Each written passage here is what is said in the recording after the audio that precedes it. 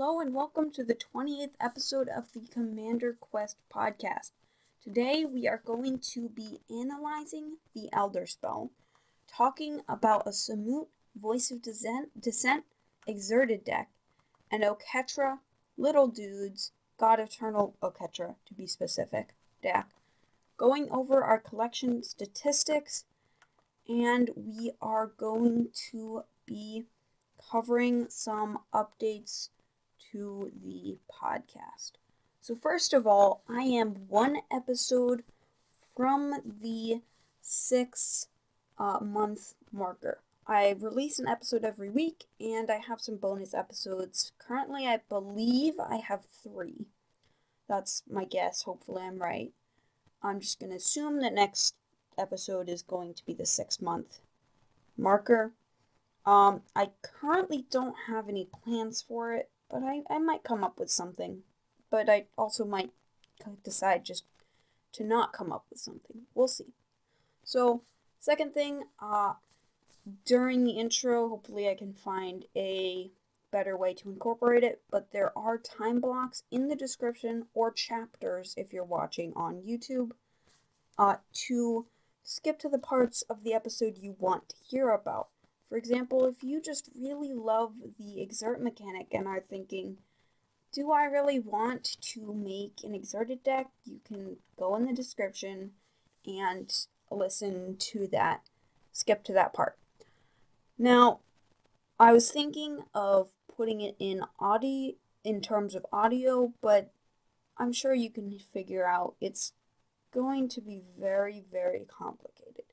In order to do that, I have to know when I'm recording it exactly how long I'm going to be speaking, saying that, for example, if I speak for 32 seconds saying the time blocks, I have to know that all those time blocks are going to be delayed by 32 seconds. And it's very difficult to predict that type of thing and just very difficult to implement.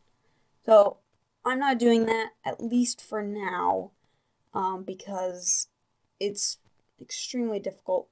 Even if I make it super scripted, I speak at different speeds. Sometimes I'll pause. Tons of different things can change, and having to do take over and over and over again just to get that right thing would be extremely difficult. So let's get into analyzing the card for this week. So the card of the week this week is the Elderspell. The Elderspell is black for sorcery. Destroy any number of target planeswalkers. Choose a planeswalker you control. Put 2 loyalty counters on it for each planeswalker destroyed this way. So, first thing that I calculated for this is that there are an average of 1.69 planeswalkers per deck. It is actually that number. So nice. But beyond that seems about right to me. Some decks have none, some decks have 1 or 2, and then a couple of decks have 10. So, or something like that. Super Friends decks, for example. In this case, that would be like Atraxa had an average of 10 per deck. That's just because it's a little bit skewed, because Atraxa also has a lot of archetypes. But we have 1.69 planeswalkers per deck on our opponents. So if we assume we have 3 opponents, which of course I always do for all of these, and we assume it is turn 6 at the time we cast this, that way we're likely to have a planeswalker of our own. There's a 50% chance we get one. Now, this is actually quite sad. So, basically, it's difficult to assume that our opponents are going to have planeswalkers. If they have, even if there's a 50% chance one of our opponents will have a planeswalker by turn 6. I didn't even factor in CMC like I usually do. I gave this the most generous estimates that I have given really anything. So, first of all, turn 6 is pretty late. I assume for a card like this Seems reasonable. So for this, if we're getting rid of our opponent's planeswalkers, even if we have a planeswalker of our own, then we have a 50% chance to be able to get rid of a planeswalker and then get to loyalty, which who knows what our loyalty percentage is even going to be. You can calculate that, by the way. Just plug in these numbers to the hypergeometric distribution calculator. So I will link to that in the description. Put in 99 into your population size. The number of successes in your population is the number of cards that you would count if you were to draw them. So, for example, something that tutored a planeswalker might also count in your mind. Sample size is 7 plus the turn it is. So the number of cards that you would have drawn up to that point. Also, if you have enough draw, you might want to add 1 to that if you can consistently get a draw spell. And the number of successes in sample is the number you think you're likely to draw. You can bring that up or down depending on what odds you end up with. So there is a 50% chance of 1. So if you have even like an 80% chance, then you're getting, like, it's just half the time you're getting to destroy one planeswalker. And I calculated a 13% chance of 2. It's just not really good unless you are willing to kill your own planeswalkers. If you would consider, if it's okay, if elderspell is playable, if you are destroying your own planeswalkers, which I would say you'd have to have a significant number of planeswalkers, probably 22 or more, in order for that to be a viable option. If it is reasonable, if you have that many planeswalkers, and it is reasonably playable for you to use that, in that case, I would say you can do it. Other than that, I don't think it is. I did wait a little bit to analyze this a little bit after War of the Spark. I've had this one in my mind for a while. I actually forgot about it for a while. Because I wanted to get past the artificially inflated numbers of extra planeswalkers.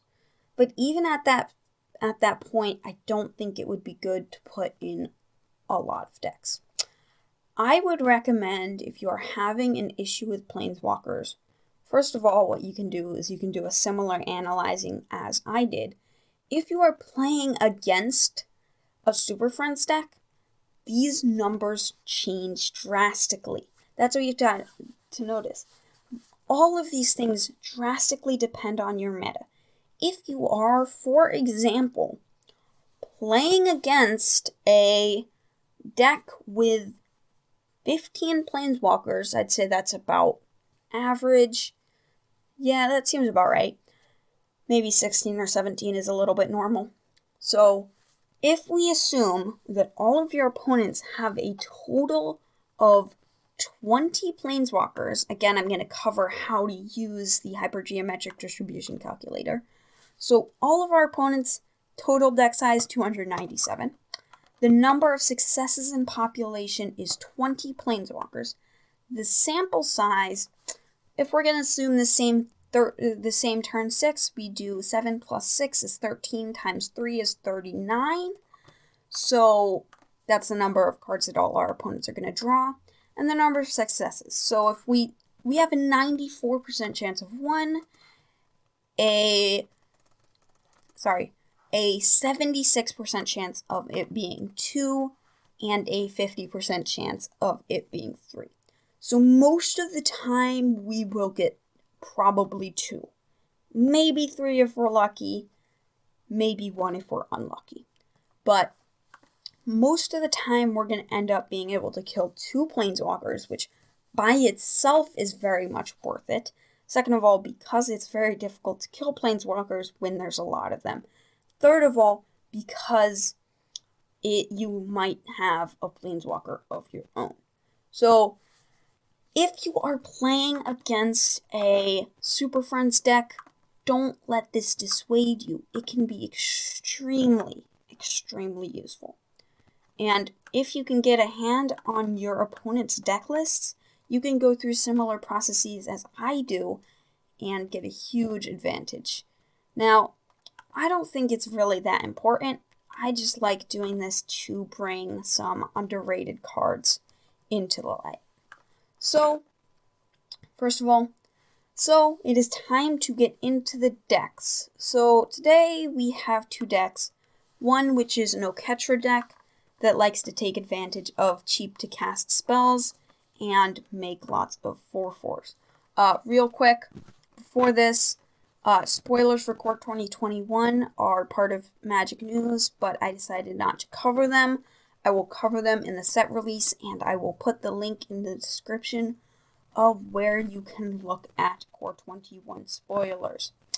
I will be releasing my set release pretty soon, once all of the cards are spoiled.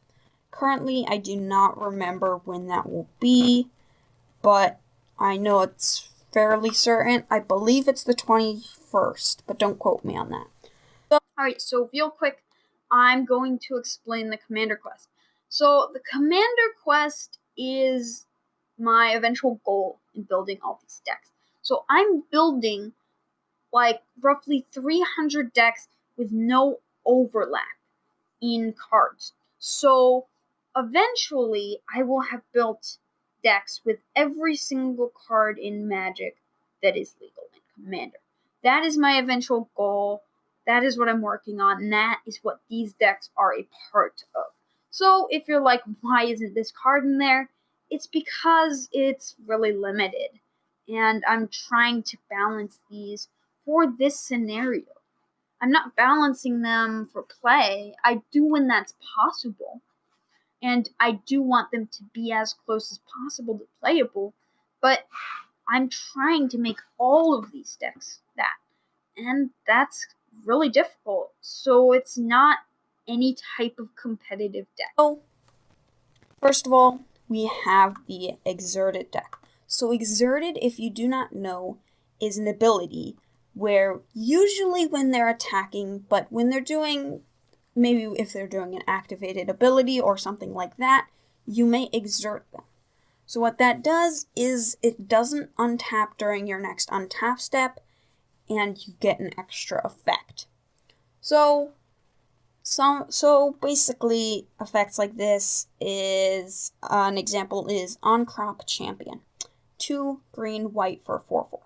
You may exert it as it attacks. When you do, untap all other creatures you control. So, there are a lot of different ways that you can synergize with this.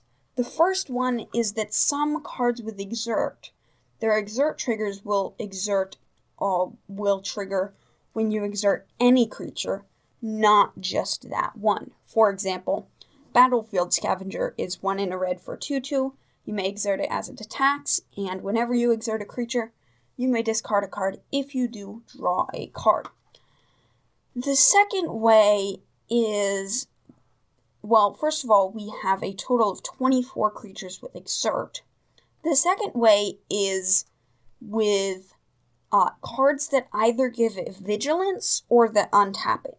It does not matter if it doesn't untap during your next untap phase, if it's already untapped, if it never got tapped in the first place. That is why we have the commander of Samut, Voice of Dissent. 3 red-green for 3/4 with flash, double strike, and vigilance and haste. Other creatures you control have haste, and white tap, untap another target creature.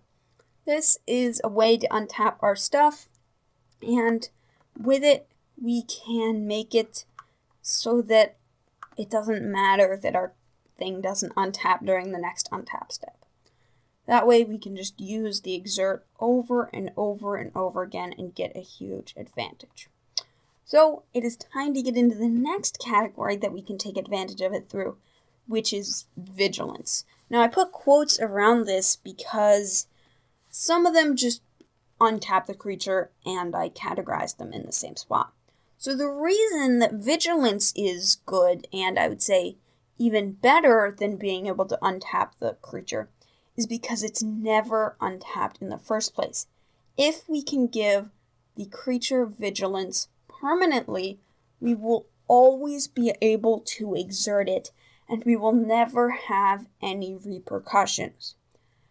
It just has no downside. Now, as I said, it's not always for attacking, but for the vast majority of the time it is.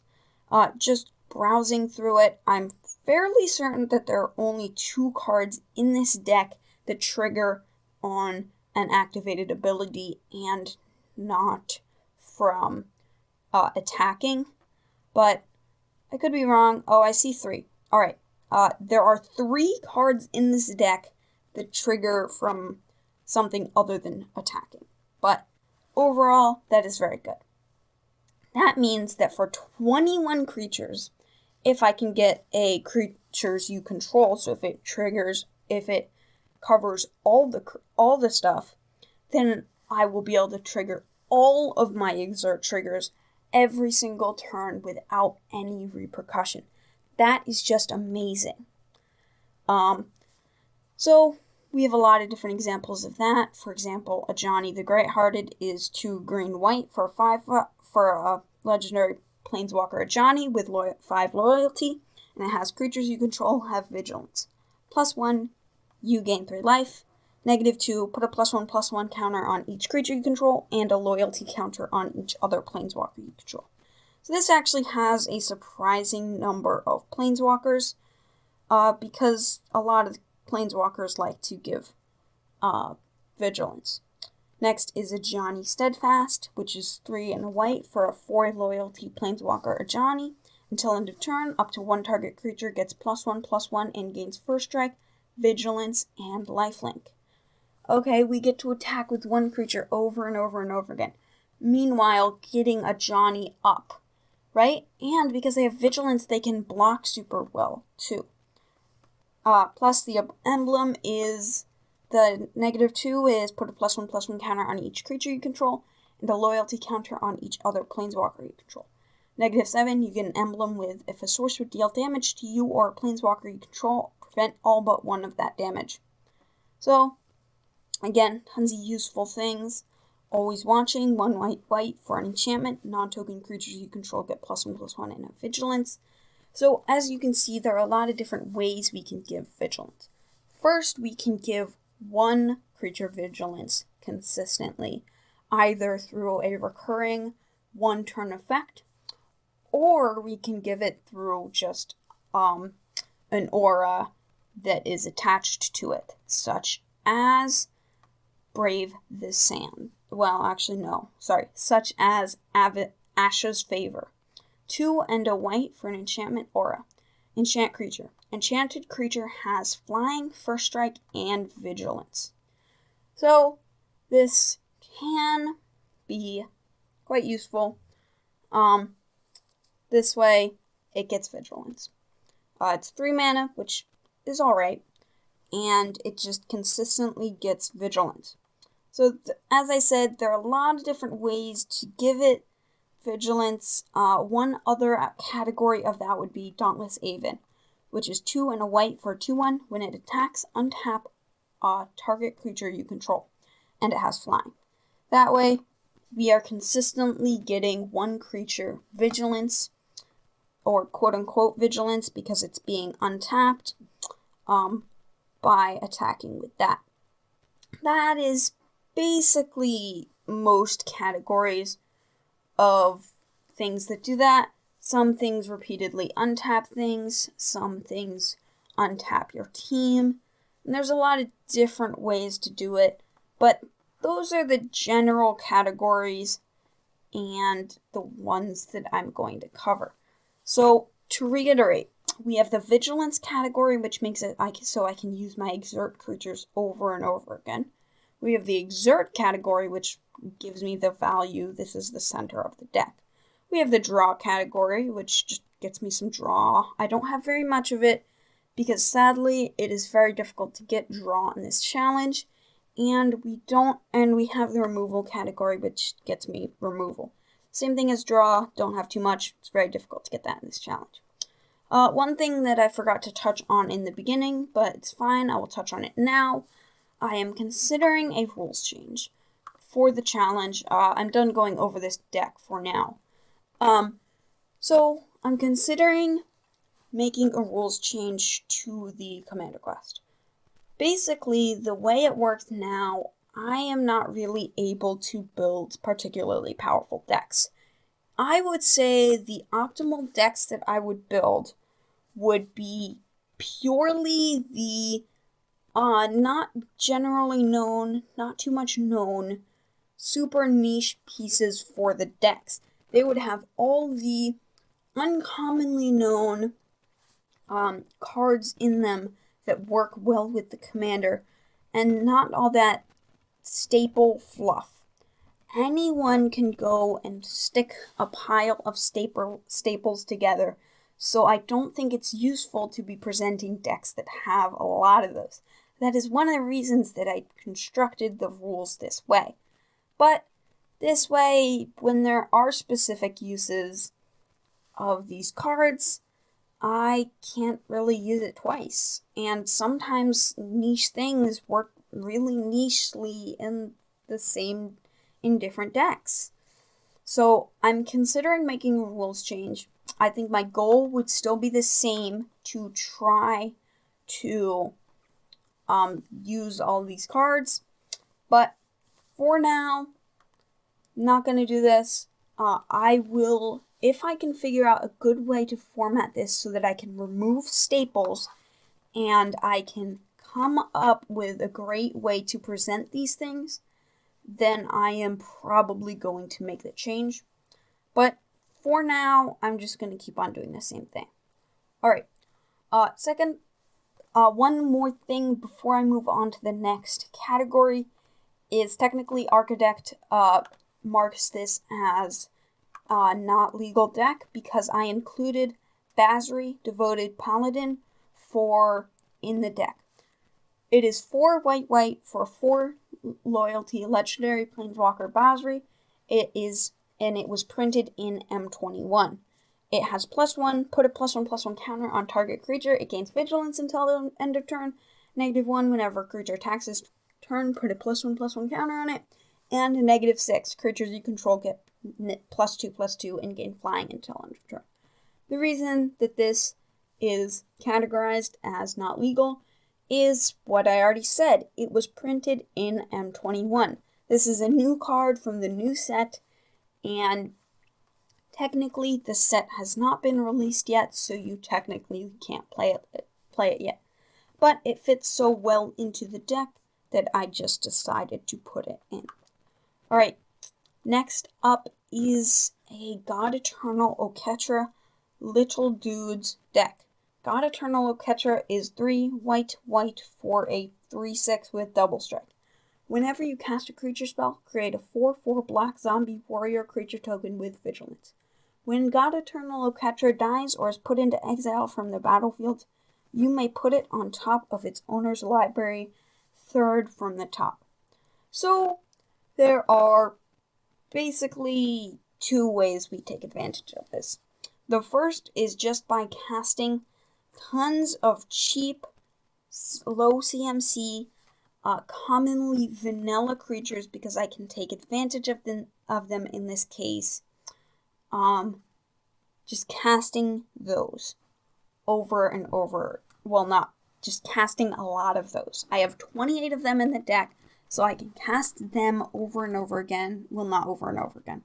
I can cast them to get 4/4s and themselves to beat down with because of God-Eternal Oketras. Second thing is ramp dudes. I have creatures that will ramp me, usually mana dorks, sometimes a core cartographer, and they can make it so that I can get out God-Eternal Oketra or give me zombies once I have her or him or it, I don't know, out. So then there is the last category, which is bounce. These will return my own creatures, be it itself or others, back to my hand so that I can cast them over and over again for a cost of mana and trigger God-Eternal Oketra over and over again. One example of this, usually they are creatures, but sometimes they are not.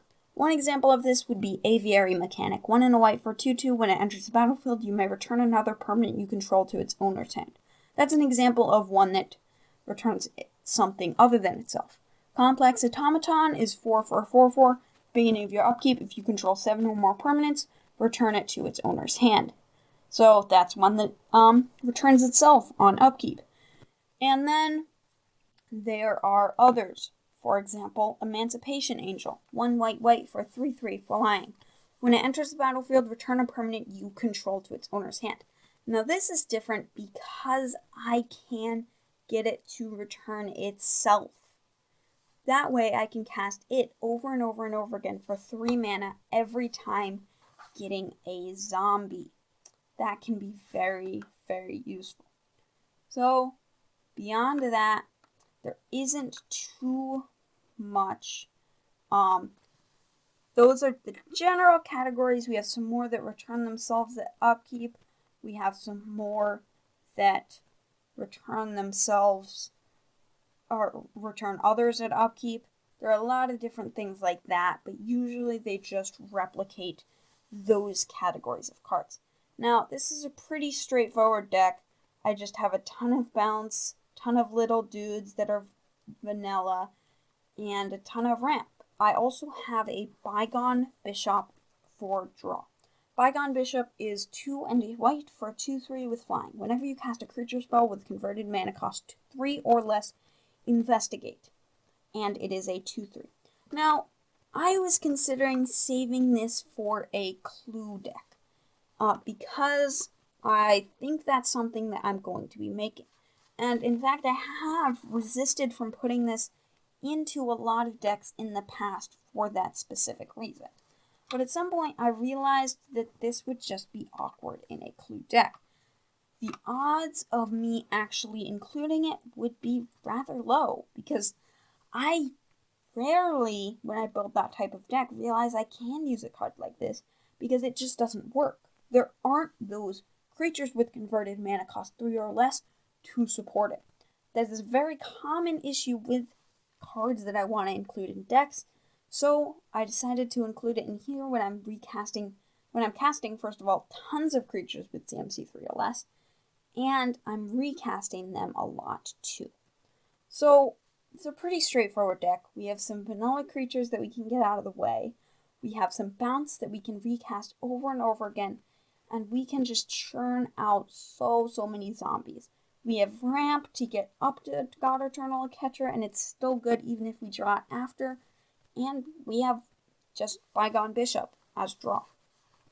We also have 37 planes in the deck, and it's great to have this in mono white. Alright, it is time to get into the collection statistics. So far, we have 2,583 total cards and 2,577 total unique cards or unique printings. This is because of 7 dwarves that they are not the same. The estimated value is 4,196.27, which is, again, slightly higher than it needs to be, but that's okay. And in terms of how I did today, I have a total of roughly $100, which for a total of roughly 120, I think exactly actually 126 cards, is rather good actually. With a total average of 220 per card, and this average of roughly 120 per card, I think it's a little bit more than that. That is below both of those significantly at about 80 cents per card.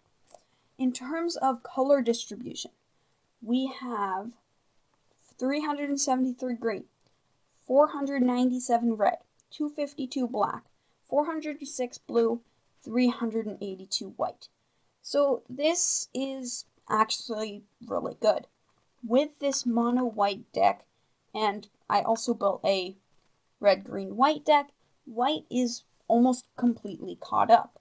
Red still does have a lot more than the other colors, but if I were to say build 2 mono black decks next week, then that would just make it super even with only red being ahead. And I'm tempted to do that. Again, I've said this before, I build what decks I think I want to build, and honestly, probably I'll start by looking in the mono black section of EDH Rec and see if I can come up with anything. If I can, I will definitely be doing that. If not, then that sucks. For colorless, we have 479 cards. Still too much. Multicolor, 194. Still too little. Alright. For type distribution, we have 1,470 creatures, 283 sorceries, 379 artifacts, 24 planeswalkers, 90 lands, 253 enchantments. We have 5 tribal cards and 231 instants. Fairly good distribution. We have, in terms of rarity distribution, we have 993 commons, 785 uncommons, 693 rares, and 112 mythics. Thanks for listening. Don't forget to dislike, unsubscribe, hit that little don't recommend channel button, leave my Discord server, link in the description, and force friends to sign a contract to never watch my content. There will be links in the description to a hypergeometric distribution calculator if that is relevant to today's discussions, which it very commonly is. I'm probably just going to make that a standard, always in the description. There will be links to my personal Architect account, my Commander Quest Architect account. My Commander Quest Architect account is the account which I post Commander Quest related decks, and my personal Architect account is just where I put whichever decks that I'm working on that I might want to build or that are not part of the Commander Quest. There will be time blocks in the description, or if you're watching on YouTube, it will be in chapters. And you can email me at griffindon't@gmail.com. Thank you for listening.